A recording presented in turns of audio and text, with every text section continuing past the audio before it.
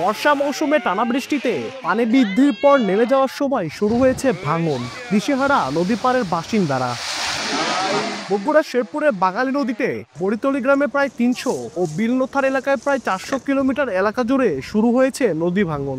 ইতিমধ্যে বিলীন অন্তত ১২০ বিঘা ফসলি জমি। হুমকির মুখে বড়িতলি, বিলনথা, নবীনগর, শৈলমারি ও শান্তিনগরের ৫ গ্রামের ৮,০০০ মানুষের বসত ভিটা ও ৩০০ বিঘা ফসলি জমি।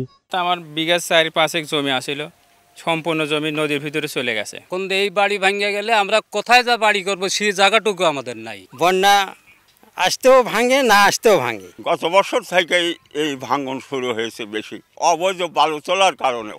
গত বছর নদীর বড়িতলি পয়েন্টে নদী ভাঙন শুরু হলে পানি উন্নয়ন বোর্ড ৫০ লাখ টাকা ব্যয়ে ১৫,০০০ জিও ব্যাগ দিয়ে অস্থায়ী বাঁধ নির্মাণ করে, তবে কাজে আসছে না সেই বাঁধও। পানি উন্নয়ন বোর্ড বলছে প্রাথমিকভাবে ভাঙন কবলিত ১৫০ মিটার এলাকায় ৫০ লাখ টাকা ব্যয়ে শীঘ্রই অস্থায়ী বাঁধ নির্মাণে কাজ শুরু হবে।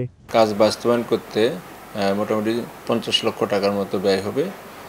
বিষয়টি আমরা প্রতিবেদন রেডি করছি, ঊর্ধ্বতন দপ্তরে পাঠাবো। বরাদ্দ পেলে অতি সহজেই আমরা কাজ শুরু করব। বাঙালি নদীতে বাঁধ নির্মাণ সহ খননে পানি উন্নয়ন বোর্ড ও সেনাবাহিনীর তত্ত্বাবধানে ২,৩৩০ কোটি টাকার কাজ চলমান রয়েছে। আব্দুল আউয়াল, সময় সংবাদ, বগুড়া।